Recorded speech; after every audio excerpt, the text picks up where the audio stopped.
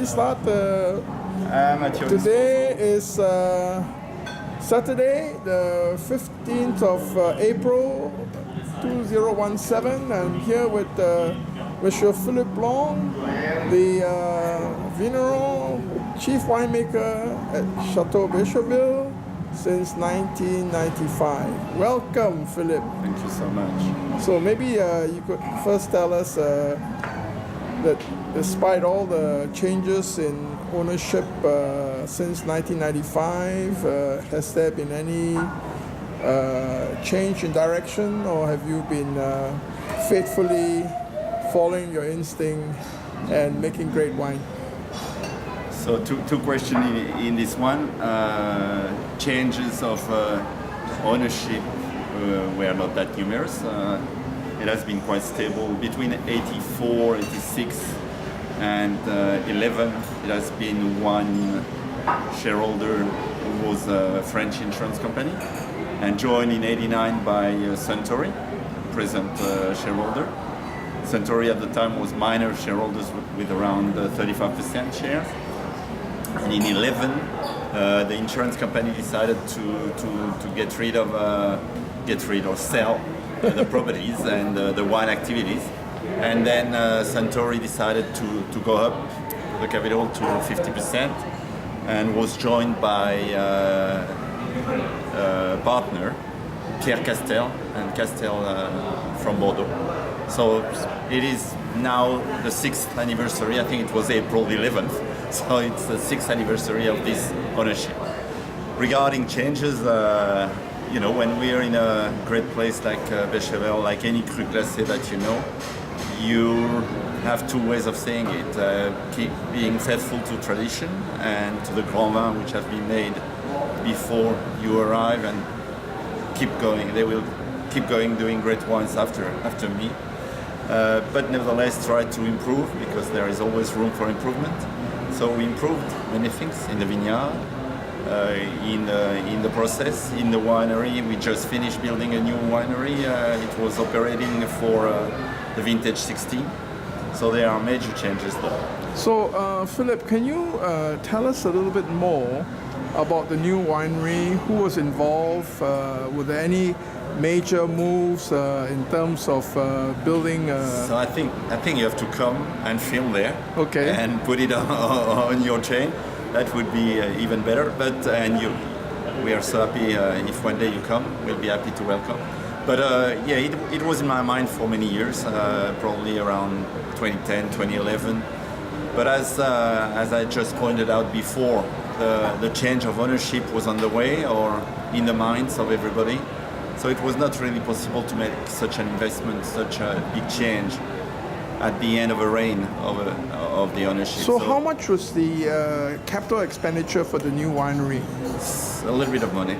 Okay, it's a trade secret. Reasonable money. Not as much as cost Estonel. I can really think, well, we should check with Emeric, but or Mr. The owner, but I think it's much cheaper, much more reasonable.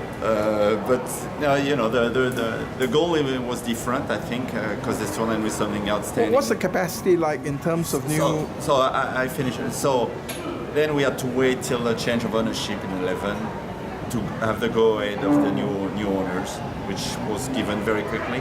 Then we had to work on what we wanted. Once, you have to know it's yes, okay, now what do we want?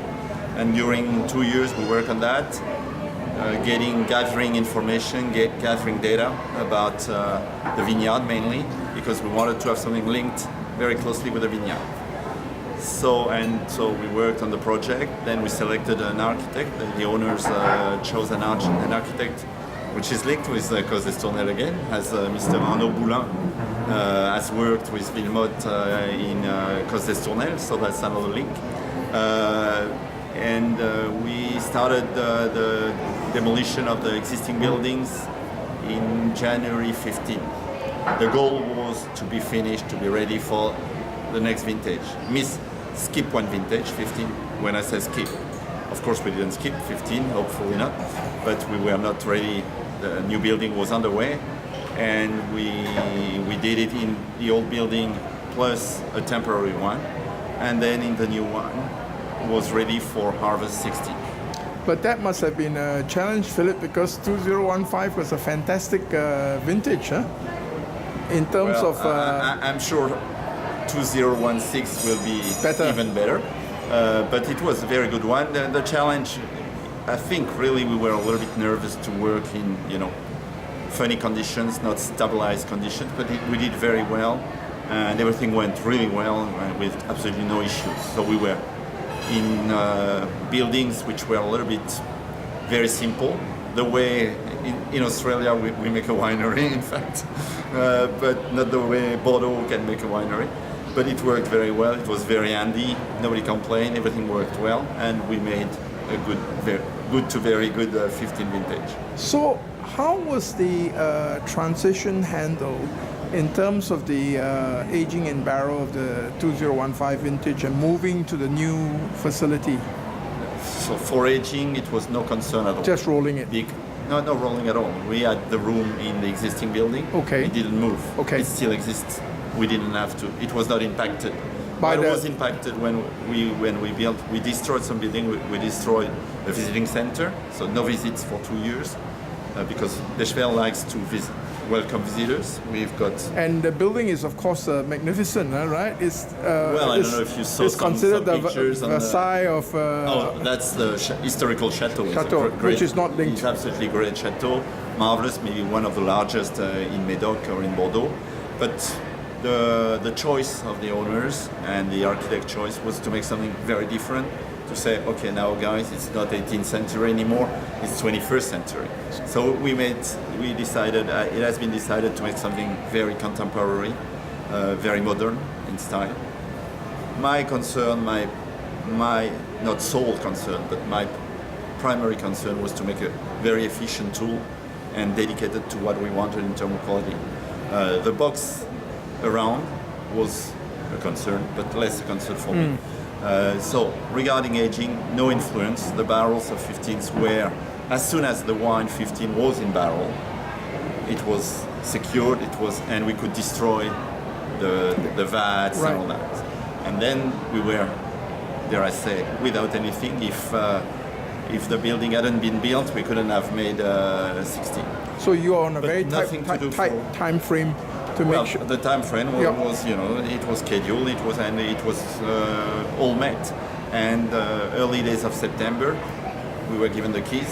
So that Voila. was all about that. Voila, it was perfect. And 16, as maybe we will see later, is it's funny, but it's more a late season than an early season, which helped for us. Because it would have been early, would have been maybe rushed a little bit, but we started really putting grapes in the vats October 3rd. So it was nearly 1 month of preparation and setting everything all right. So it was okay.